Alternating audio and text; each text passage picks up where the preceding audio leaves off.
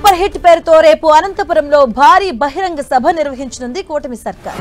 ఏపీలో ఎన్డీఏ ప్రభుత్వం గెలిచాక తొలిసారిగా 3 పార్టీల బహిరంగ సభ జరగబోతుంది. 15 నెలల పాలనలో సాధించిన విజయాలను వివరించబోతుంది కూటమి సర్కార్. అనంతపురంలో సూపర్ 6 సూపర్ హిట్ సభను కూటమి సర్కార్ అత్యంత ప్రతిష్టాత్మకంగా తీసుకుంటుంది. రాష్ట్ర నలుమూలల నుంచి పెద్ద ఎత్తున వచ్చే జన సమూహానికి ఉచితంగా రవాణా, భోజన సదుపాయాలు ఏర్పాటు చేస్తుంది.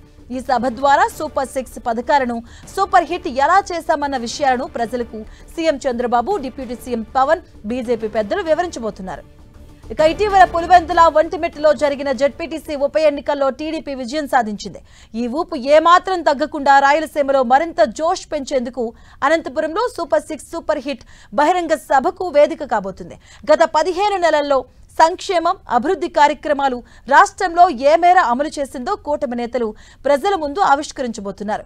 ఎన్నికల ముందు ప్రచారం చేసిన సూపర్ 6 హామీలో మెజారిటీ అంశాలను అమలు చేయడంతో పాటు రాయలసీమ ప్రాజెక్టులకు, ఉత్తరాంధ్ర ప్రాజెక్టులకు ఏం చేశామన్న విషయాన్ని తెలియజేయబోతున్నారు.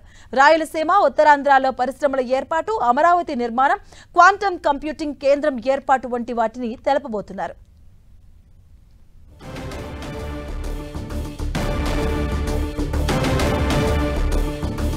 కూటమి ప్రభుత్వం ఏర్పడ్డాక ఎన్డీఏ పార్టీలు ఉమ్మడిగా ఏర్పాటు చేస్తున్న తొలి సభ కావడంతో ఆసక్తికరంగా మారింది.